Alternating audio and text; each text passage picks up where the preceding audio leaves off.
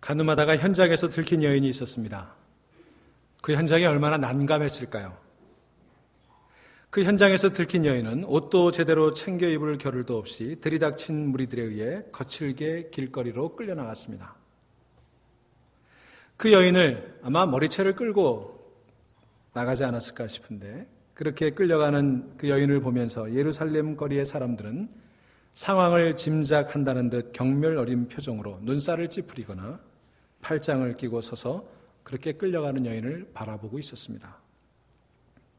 여인을 현장에서 붙잡은 서기관들과 율법학자들은 의기양양하게 여인을 끌고 성전으로 갑니다. 마침 8일 동안 예루살렘을 들끓게 했던 초막절 축제가 막 끝나고 순례객들은 다 집으로 돌아가고 예루살렘 주민들은 다시 일상생활로 돌아가던 그때였습니다. 예수님께서도 잠시 올리브산으로 물러가셔서 기도로 마음을 정돈하신 후에 이른 아침 다시 성전에 도착해서 거기 모인 많은 군중들을 가르치기 시작했습니다. 성전에 당도한 무리들은 여인을 거칠게 끌고 와서 그 군중들 가운데 세우고 예수님을 향해 말합니다. 궁금한 게 한 가지 있어요. 왜 여인만 끌려왔나? 간음을 혼자 했을 리는 없을 텐데 남자는 어디 갔을까요? 전에 한국의 신문을 보니까 어떤 호텔 현장에서 간통하다 잡힌 남자가 그 호텔 창문 에어컨에 매달려 있다가 떨어져 죽었다는 기사를 본 일이 있었는데, 이 남자는 창가에 아직도 매달려 있는 걸까요? 하여튼 어디 갔는지 모르겠지만 여인만 예수님께 끌려왔습니다. 그리고는 예수님에게 묻습니다. 선생이여, 이 여자가 간음하다 현장에서 잡혀왔습니다. 그들은 현장이라는 말에 방점을 찍었어요. The very act of adultery. 현장이라는 말을 유독 강조합니다. 그리고는 모세의 율법을 들이댑니다. 모세는 율법에서 이런 여자를 돌로 치라 명하였거니와 선생은 어떻게 말하겠나이까? 여기서 말하는 모세의 율법이라고 하는 것은 신명기 20장 10절이나 레위기 20장 10절이나 신명기 22장 22절로 24절의 말씀을 지칭하는 것입니다. 그런데 이 물음을 던진 율법학자와 서기관들의 입가에 묘한 웃음이 번지는 것을 볼 수가 있습니다. 그들의 태도를 보면 이건 여인을 정죄하겠다고 온 건지 예수님을 곤경에 빠뜨리겠다고 온 건지 구분이 가지 않습니다. 사실 저들의 질문을 잘 들어보면 뭔가 작심하고 질문을 던지는 것임을 알 수가 있습니다. 저들의 질문은요, 사실은 예수님이 평소에 하시던 예수님의 화법을 그대로 인용하는 거예요. 여러분 마태복음 5장을 좀 보시겠어요?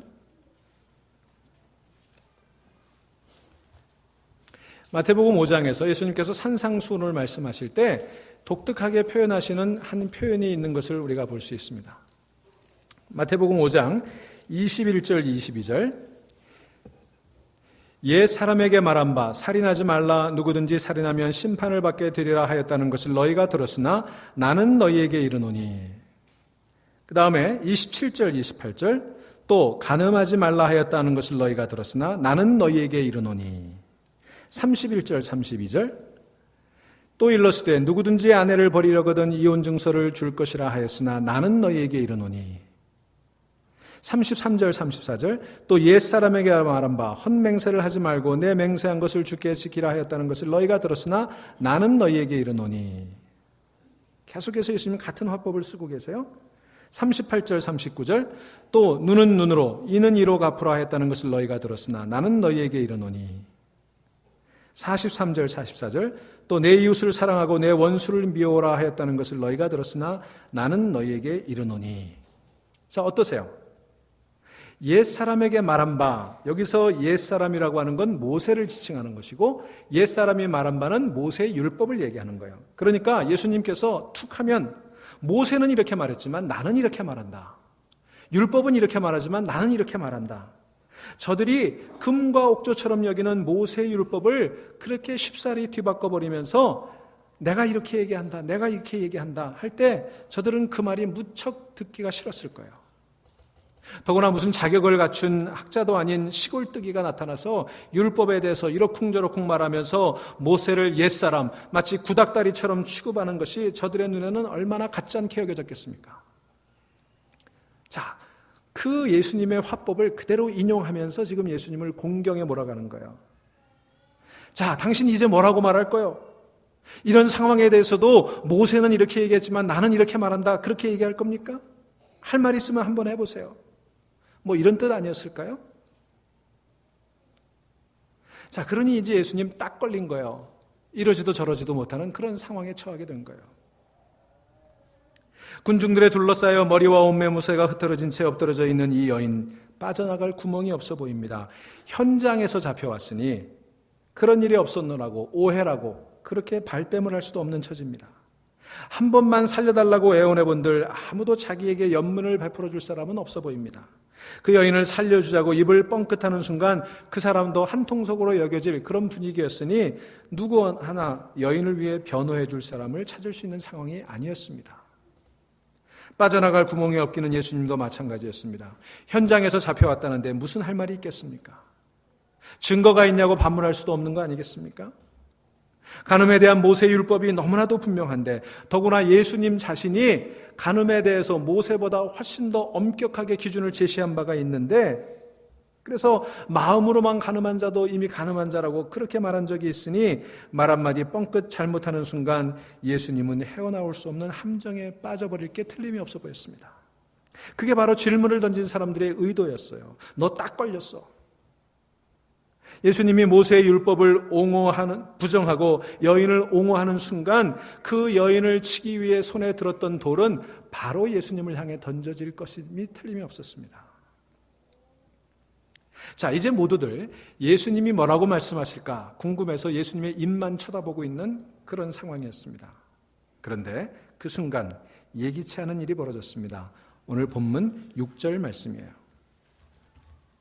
6절 후반부에 보시면 이렇게 되어 있죠. 예수께서는 몸을 굽히시고 손가락으로 땅에 쓰시니. 모두가 숨을 죽이고 예수님 뭐라고 그러나 무슨 말이 그 입에서 나오나 지켜보고 있는 긴막한 상황에 예수님은 아무 말씀도 하지 않으시고 조용히 그리고 천천히 몸을 굽히셨습니다. 그리고는 손가락으로 땅에 뭔가를 쓰기 시작했습니다. 뭐라고 쓰셨는지 알려져 있지 않아요. 여러분 성경 전체를 보면 예수님이 말씀을 하셨다는 기록은 많지만 예수님이 뭘 쓰셨다는 기록은 여기 딱 한 군데밖에 안 나옵니다. 그러니까 이게 유일하게 예수님의 필체와 예수님의 기록을 볼 수 있는 대목인데 그 내용을 소개하고 있지 않다는 게 참 안타까워요. 여러분 궁금하지 않으세요? 뭐라고 쓰셨을까? 왜 이 중요한 얘기를 성경 기록자는 기록하지 않고 그냥 쓰셨다고만 얘기하고 있을까? 사람들은 너 자신을 알라 썼을 것이다 말하기도 하고 십계명에 조목조목을 쓰심으로 저들의 죄를 들춰냈을 것이다 그렇게 얘기도 하기도 합니다. 어떤 사람은 현장에 있던 사람들 가운데 간음하고 있는 사람들의 명단과 그 파트너들의 이름을 다 썼을 것이다 그렇게 얘기한 사람도 있어요.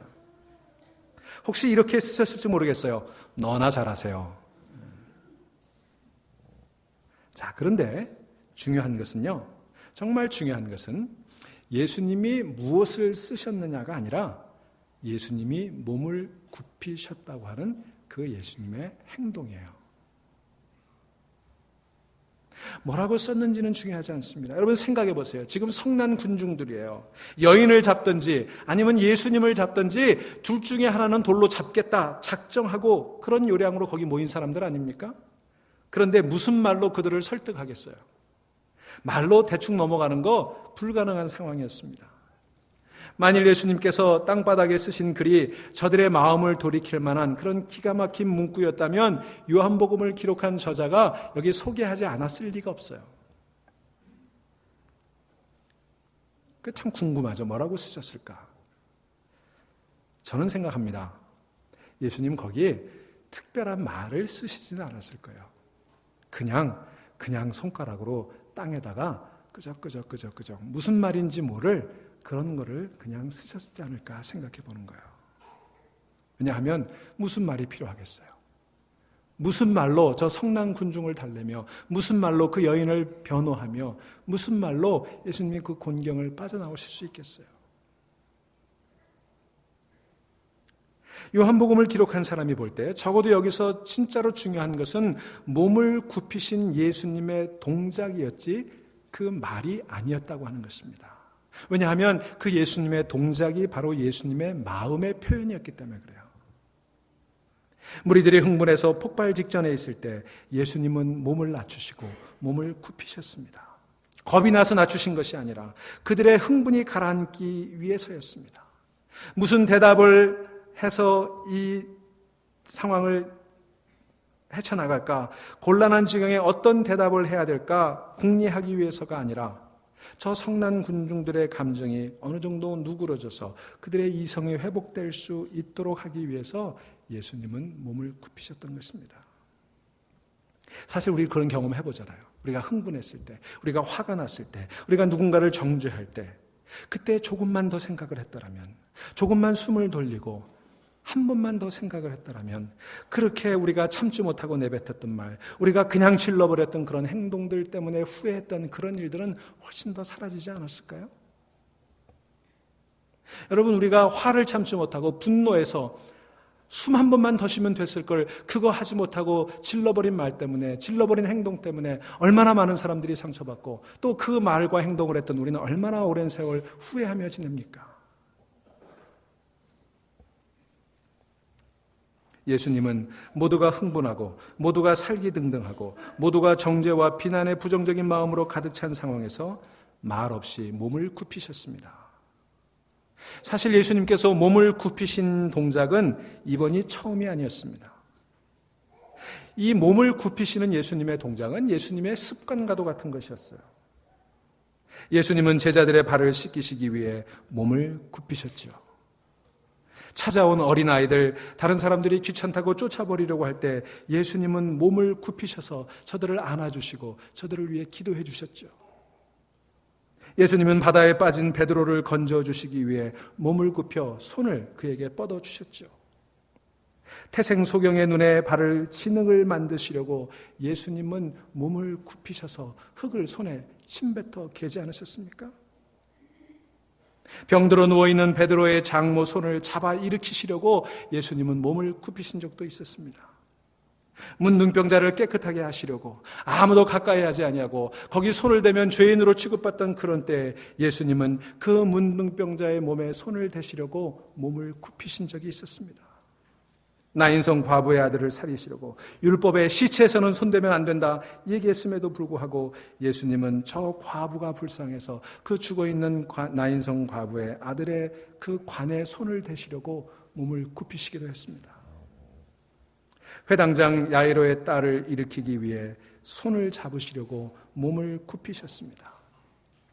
예수님은 그 바쁜 중에도 이른 아침 또는 한밤중에 하나님께 기도하기 위해 어딘가 한적한 곳으로 가서 몸을 굽히셨습니다. 그리고 당신의 인생, 당신의 공생의 마지막 순간에 겟세마네 동산에서 기도하시기 위해 몸을 굽히셨습니다. 그리고 마침내 우리의 모든 죄와 허물을 대신 지시고 우리를 구원하시기 위해 십자가를 지실 때 그 십자가를 지시기 위해 무릎을 꿇고 몸을 굽혀 그 무거운 십자가를 지고 걸으셨습니다. 부활하신 후에는 갈릴리로 제자들을 찾아오셔서 낙심한 제자들을 위해 허기진 제자들을 먹이시려고 떡을 굽고 생선을 숯불에 굽기 위해 몸을 굽히시기도 하셨습니다. 여러분 그거 아세요? 우리 하나님은요 몸을 굽히시는 하나님이십니다. 저 높은 보좌에서 근엄하게 허리를 펴고 어깨를 펴고 목을 꼿꼿하게 세우고 계시는 분이 아니라 우리를 찾아오시고 우리를 위해 몸을 친히 굽히시는 분이십니다. 여러분 기억하세요? 하나님이 처음 당신의 손으로 흙을 만지신 사건이 있었죠. 천지를 지으실 때 말씀으로 세상을 다 지으셨지만 우리 사람만은, 가장 사랑하는 사람만은 흙으로 빚으셨잖아요. 몸을 굽혀서 친히 손에 흙을 묻히셔서 그 흙으로 우리를 빚어주셨잖아요. 그때 하나님 몸을 굽히셨습니다.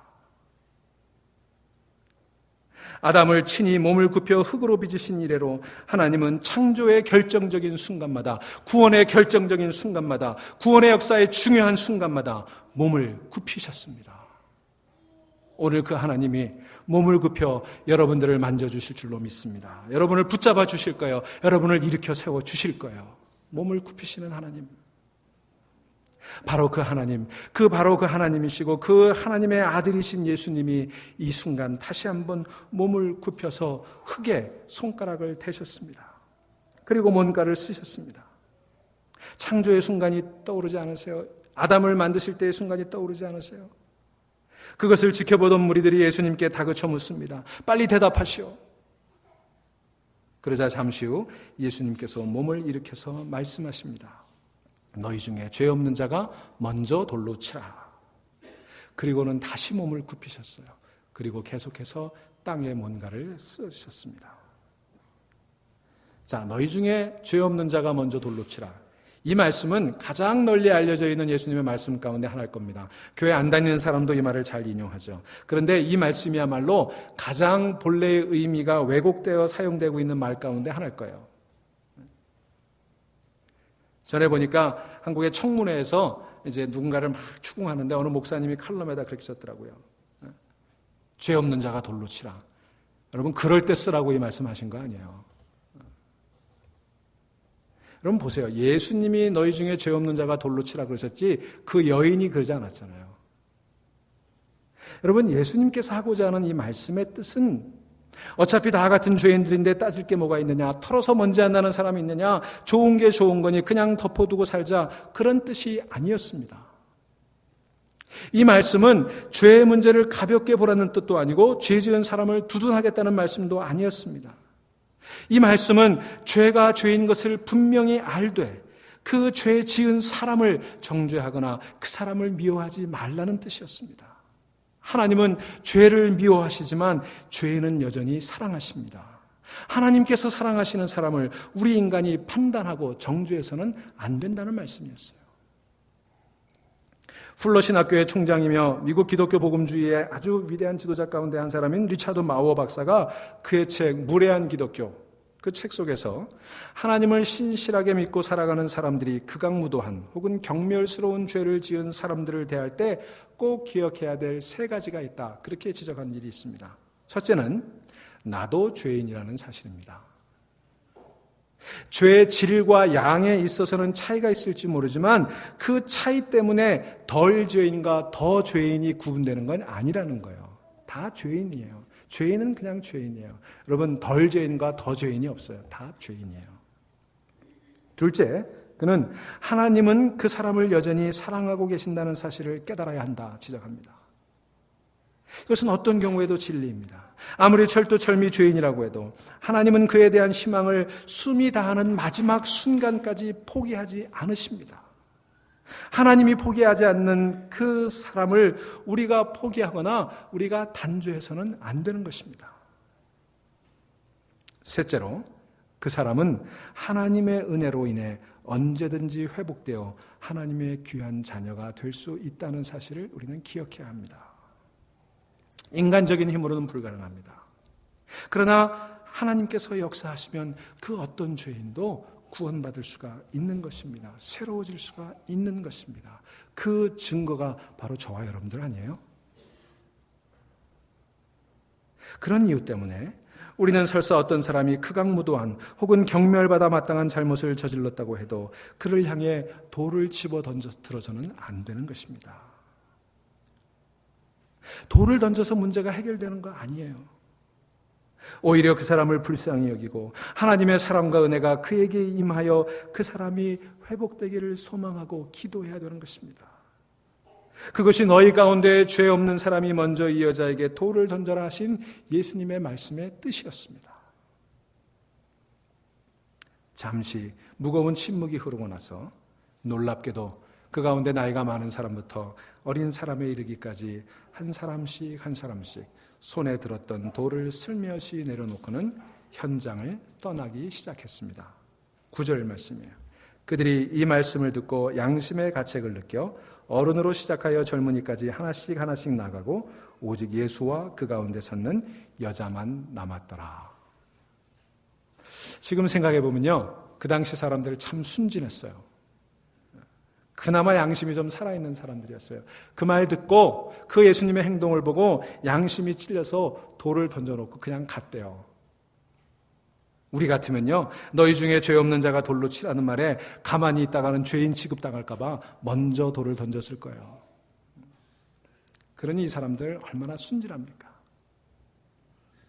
어쨌든 사람들이 다 떠나갔습니다. 그리고 그 현장에는 흩어져 나뒹구는 돌들밖에는 보이지 않았습니다. 예수님께서 이제 그 여인을 향해 처음으로 입을 떼십니다. 10절 말씀, 여자여 너를 고소하던 그들이 어디 있느냐? 너를 정죄한 자가 한 사람도 없느냐? 여기 이 말 속에 아주 중요한 표현들을 발견할 수가 있습니다. 너를 고소하는 자들, 너를 정죄한 자라고 하는 표현이에요. 영어 성경에 보니까 Where are your accusers? Didn't even one of them condemn you? 이렇게 기록이 되어 있어요. accuser라고 하는 말, 참소하는 자, 고소하는 자, 비난하는 자, condemnation, 정죄라고 하는 말, 이 말이 참 중요한 얘기예요.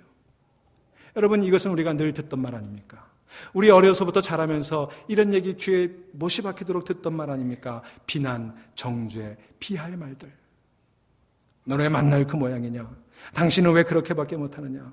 넌 언제나 좀 사람 될래? 넌 글렀어. 또 그랬냐? 옆집 철수 좀 봐라. 옆집 영희 아빠 좀 보세요. 넌 실패자야. 넌 낙오자야.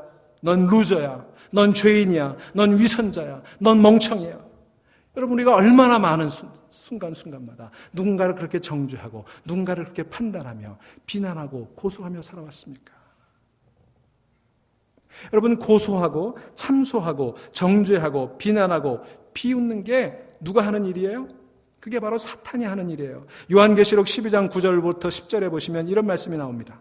큰 용이 내쫓기니 옛뱀 곧 마귀라고도 하고 사탄이라고도 하며 온 천하를 꿰는 자라. 자, 사탄 얘기가 합니다. 그가 땅으로 내쫓기니 그의 사자들도 그와 함께 내쫓기니라. 내가 또 들으니 하늘에 큰 음성이 있어 이르되 이제 우리 하나님의 구원과 능력과 나라와 또 그의 그리스도의 권세가 나타났으니 우리 형제들을 참소하던 자, 곧 우리 하나님 앞에서 밤낮 참소하던 자가 쫓겨나고, 이렇게 돼 있어요.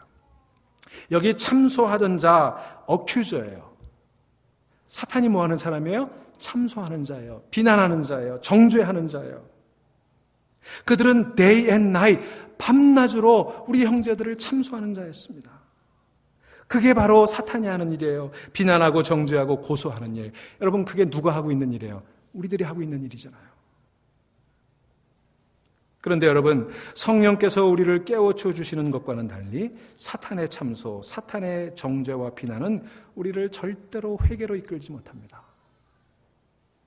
오히려 그것은 우리의 마음의 평안을 빼앗고 우리의 꿈을 죽이고 우리의 미래를 파괴시킬 뿐이에요. 여러분, 얼마나 우리가 많이 우리들 자녀들을 향해서 그들을 비난하고 그들을 정죄하고 그렇게 했을 때 그 자녀들의 꿈이 깨지고 그들의 미래가 깨져버렸습니까?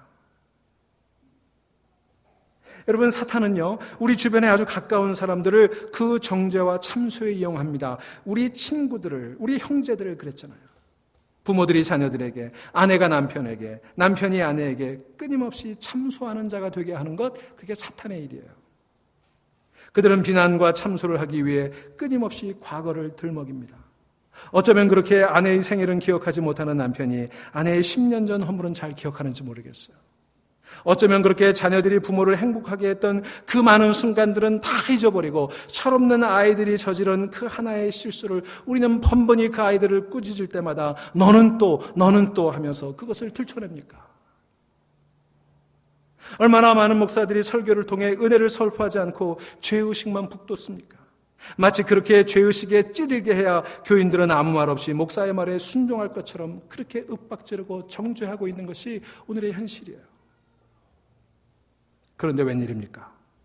간음을 한 현장에서 붙잡혀온 그 여인을 참소하던 그들, 그 어큐저들이 예수님을 영락없는 공경에 빠뜨리려고 호심탐탐 기회만 엿보던 저 어큐저들이 한 사람도 정죄하고 비난하지 않고 다 돌들을 놓고 돌아가 버렸어요. 사라져버린 것입니다. 여자여, 너를 고소하던 그들이 어디 있느냐? 너를 정죄한 자가 한 사람도 없느냐? 여자가 대답합니다. 주님, 한 사람도 없습니다. 여러분, 거기가 은혜의 현장이에요.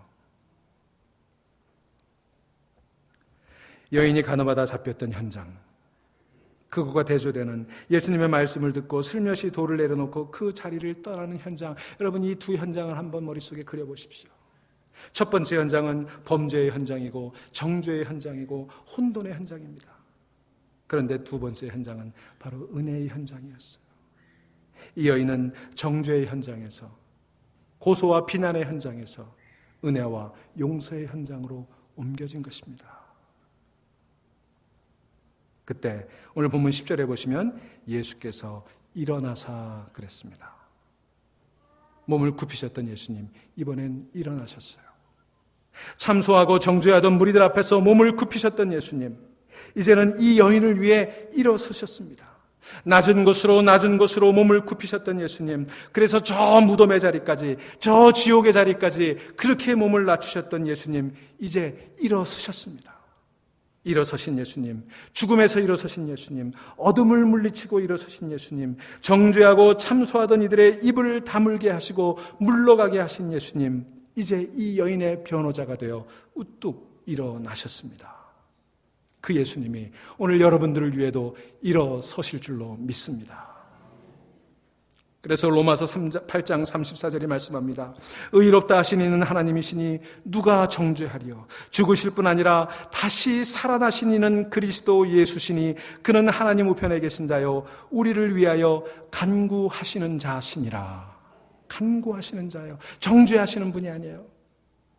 사울은 바로 그 하나님의 은혜의 선물을 에베소서 2장 4절로 8절에서 이렇게 노래합니다. 긍휼이 풍성하신 하나님이 우리를 사랑하신 그 큰 사랑을 인하여 허물로 죽은 우리를 그리스도와 함께 살리셨고 또 함께 일으키사 그리스도 예수 안에서 함께 하늘에 앉히시니 이는 그리스도 예수 안에서 우리에게 자비하심으로 그 은혜의 지극히 풍성함을 오고 오는 여러 세대에 나타내게 하려 하심이라. 너희는 그 은혜에 의하여 믿음으로 말미암아 구원을 받았으니 이것이 너희에게서 난 것이 아니요 하나님의 선물이라. 여러분 보세요. 하나님의 은혜는 우리를 살리셨습니다. 우리를 일으키셨습니다. 우리를 하늘에 앉히셨습니다. 우리에게 풍성한 열매를 맺게 하셨습니다. 그 열매를 온 세상에 드러내게 하셨던 것입니다. 이제 이 은혜가 있을 때 거기 더 이상 정죄와 비난은 없습니다. 그러므로 이제 그리스도 예수 안에 있는 자에게는 결코 정죄함이 없다. 사도 바울은 선언하고 있는 거예요. 사람들이 다 떠났습니다. 정죄하던 자들이 정죄하지 않고 돌로 치려던 자들이 돌을 내려놓고 다 떠나고 아무도 남지 않게 되었을 때 예수님 여인을 향해 나지막한 목소리로 말씀하십니다. 나도 너를 정죄하지 않는다. 가서 이제부터는 죄를 짓지 말아라.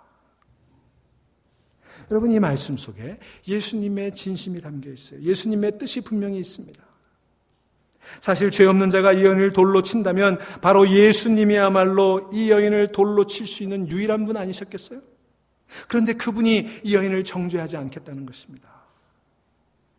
이 말이요, 예수님이 죄를 덮어두시려고 하거나 모른 채 하시려는 뜻이 아닙니다. 사실 예수님은요, 죄의 문제를 아주 심각하게 다루셨어요. 예수님 이 땅에 뭐 때문에 오셨어요? 죄의 문제 때문에 오셨잖아요. 죄의 문제를 해결하려고 전생애를 바치셨잖아요. 그분은 죄의 문제 때문에 오셨고 인간의 죄성으로 인해 죽임을 당하셨잖아요. 그래서 죄의 문제를 해결해 주셨던 거예요. 예수 그리스도의 보혈로서 죄의 문제를 해결받았다는 말이 더 이상 죄가 문제가 되지 않는다는 말이 아니에요. 여러분 착각하지 마세요. 오히려 예수 그리스도를 통해 죄 사함을 받고 나면 우리의 죄가 더 분명하게 드러나게 돼 있어요. 우리가 예수 그리스도를 제대로 영접하고 나면 그 전에 죄로 보이지 않던 것들이 죄로 보이는 거예요. 죄로 느껴지지 않았던 것들이 죄로 여겨지게 되는 거예요. 죄가 더 많아지는 거예요. 그러나 예수님은 죄의 세력 앞에서 너무도 연약한 우리를 사랑하시고 찾아오셔서 구원해 주셨습니다. 그분을 만나고 나면 죄가 더 분명해지고 우리의 죄가 더 많이 드러나지만, 그리고 그분을 만나 사귐을 가지는 도중에도 때때로 우리는 죄의 힘에 굴복하고 말지만, 그때마다 그분은 우리를 일으켜 주시고 우리를 씻어 주시고 우리를 회복시켜 주시고 성령의 선물로 우리 안을 가득 채워 주시는 거예요. 우리가 죄의 힘에 굴복할 때마다 우리를 찾아와서 나는 너를 정죄하지 않는다, 우리를 다시 일으켜 세워 주시는 것입니다. 우리가 넘어질 때마다 그 주님의 사랑을 경험하게 될 거예요. 그래서 죄가 깊은 곳에 더 은혜가 깊어지는 것입니다. 그 사랑이 우리를 다시 회복시켜 일어나게 하시고 그 사랑이 우리를 충만하게 하는 만큼 우리는 조금씩 죄에서 벗어날 수 있게 되는 거죠. 여러분, 누가 죄 없다 하겠습니까? 누가 죄를 하찮다 하겠습니까? 누가 죄라는 단어는 더 이상 이 시대에 맞지 않은 용어라고 말합니까? 바로 이 시대 풍조가 그렇게 얘기하고 있어요. 여러분, 보스턴 칼리지의 정치학과 교수였던 앨런 월프라고 하는 분이 Moral Freedom이라고 하는 책 속에서 아주 중요한 지적을 해요. 미국 사회가 정치의 자유, 언론의 자유, 종교의 자유를 구현한 다음 이제는 도덕적 자유까지를 원한다고 하는 거예요. 무슨 얘기냐 하면 미국인들이 추구하는 도덕 자유라고 하는 것은 어떤 도덕률에도 매이지 않고 자기 좋은 대로 선택하며 살겠다는 그런 의지라는 거예요. 우리는 이런 시대의 풍조 속에 살고 있어요. 그런 시대의 풍조는 모든 것을 상대화시켜버려서 절대 선도 없고 절대 악도 없는 것처럼 우리를 호도합니다. 동시에 이 시대의 풍조는요, 모든 죄를 미화시켜버려요. 간음을 로맨스로, 탐욕을 비전으로, 이기심을 개인의 권리로, 파괴를 개발로, 음란을 문화로, 술수를 전략이라는 말로 미화시켜버려요. 그렇게 함으로써 우리의 죄에 대한 감각을 마비시키고 방어벽을 허물어버리는 거예요. 소위 그게 포스트 모던이라는 거예요. 여러분, 속지 마시기를 바랍니다. 어떤 말로 미화해도 죄는 죄인 거예요. 예수님이 우리의 죄를 용서해 주셨다고 해서 죄라는 것 자체가 없어진 건 아니에요. 어떤 주장을 해도 불변하는 진리가 있는 것이고 영속적인 가치가 있는 것이며 옳고 그른 것이 있는 법입니다. 우리는 이 불변의 진리 앞에 서서 우리 자신을 늘 비추어 보며 살아야 되는 거예요.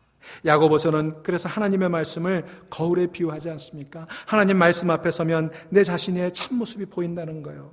내 숨은 생각이 드러난다는 거예요. 내 심령골수가 쪼개진다는 거예요.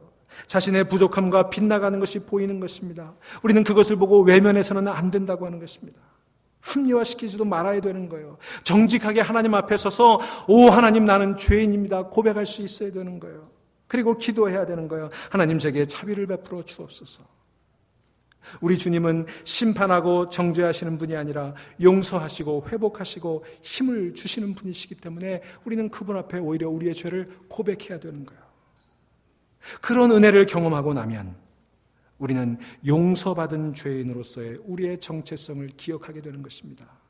그렇기 때문에 다른 사람들이 죄에 빠져 있을 때 우리는 그들을 정죄하고 비난하기보다는 주님처럼 우리도 그 사람을 찾아가서 손을 뻗어 사랑을 나눠줄 수가 있는 것입니다. 모든 것이 상대되어가는 이 사회에서 우리 그리스도인들은 더욱 분명하게 죄를 폭로해야 되는 거예요. 그럴수록 더욱 뜨겁게 죄인들을 찾아가서 그들을 회복시켜 주도록 노력해야 되는 것입니다. 그렇지 않으면 우리는 오늘 본문에 나오는 율법학자와 바리새인들 같은 잘못을 반복하게 되는 것입니다. 자신의 눈 속에 있는 통나무는 문제 삼지 않고 다른 사람의 눈 속에 있는 티만을 문제 삼는 그런 어리석음에 빠져버리게 되는 것입니다. 예수님께서는 절대로 좋은 게 좋은 거라는 식으로 모든 것을 덮어두고 죄에 권하는 그런 사회의 타락을 용인하시는 분이 아니에요. 하나님은 오히려 그것을 안타까워하십니다. 여러분, 지금 우리 사회가 그런 사회가 됐잖아요. 죄에 권하는 사회, 그 어떤 것도 다 용납되는 사회, 자기가 하고 싶은 그만인 사회. 여러분, 우리 주님께서는 그렇게 덮어두기를 원치 않으세요. 동시에 우리 주님은요, 불꽃 같은 눈을 치켜뜨고 하나님의 감찰관이라도 된 듯 주변을 살피고 판단하고 정죄하는 것도 원치 않으십니다. 우리가 그렇게 살아가기를 원치도 않으세요. 주님께서는 죄의 문제에 대해서는 우리가 날카롭게 깨어 있으면서 죄의 문제를 심각하게 생각하는 것만큼이나 서로를 위해 기도하고 서로를 사랑하고 서로를 도와줌으로 복음 안에서 거룩함을 향해 한 걸음 한 걸음 나아가기를 원하고 계시는 것입니다. 사랑하는 교회 여러분, 우리를 지극히 사랑하셔서 숨이 다하는 그 순간까지 참으시고 기다리시며 용서하시고 위로하시며 새 힘을 주셔서 거룩함을 향해 자라가게 하시는 우리 주님의 은혜를 기억하는 이 아침 되기를 바랍니다. 그 주님께 감사하시기 바랍니다. 그분의 은혜를 힘입음으로써 죄를 벗어나 의의 자리로 나아가기를 바랍니다. 그리고 우리에게 주신 그 놀라운 은혜를 우리 이웃들에게도 알게 하시기를 바랍니다. 다들 들켜주었던 그 돌을 버리고 떠나갈 때 우리는 주님 곁에 남아 그분과 함께 죄에 빠진 사람들을 도와주도록 힘써야 되는 것입니다. 그것이 바로 우리 자신을 돕는 길이기도 한 것입니다. 아무리 생각해도 사랑 외에는 우리가 달려야 할 수 있는 일이 없는 것 같아요. 은혜 이외에는 우리를 구원할 길이 없는 것 같습니다. 은혜 아니면 우리에게는 길이 없는 겁니다. 자, 이제 말씀을 마치신 예수님도 현장을 떠나셨습니다. 여인도 그 자리를 떠났습니다. 주변에 아무도 없습니다. 단지 사람들 손에 들려 있었던 그 돌들만이 여기저기 뒹굴고 있습니다. 아무도 없는 그 자리, 바람이 휙 스치듯 불어 예수님이 몸을 굽혀 손가락으로 흙에 쓰셨던 그 글자들도 바람에 흩날려 버렸습니다. 무슨 글자였는지 알려지지 않았지만 그건 중요하지 않습니다. 중요한 건 거기에 은혜가 임했었다는 사실, 거기에 은혜가 시작되었다는 사실, 거기에 은혜가 충만했다는 사실일 뿐입니다. 은혜는 그런 거예요. 은혜는 글로 쓸 수 있는 게 아니에요. 은혜는 말로 나타낼 수 있는 거 아니에요. 은혜는 표현할 수 있는 것이 아니에요. 은혜는 자기를 드러내지 않거든요. 은혜는 그 모든 정죄하는 사람들을 물리치시고 또 수치감에 사로잡혀 있었던 그 여인을 구원하고 그리고는 바람처럼 사라져버리는 것이 은혜인 것입니다. 은혜는 말없이 묵묵히 몸을 굽히는 예수님의 마음이기 때문입니다.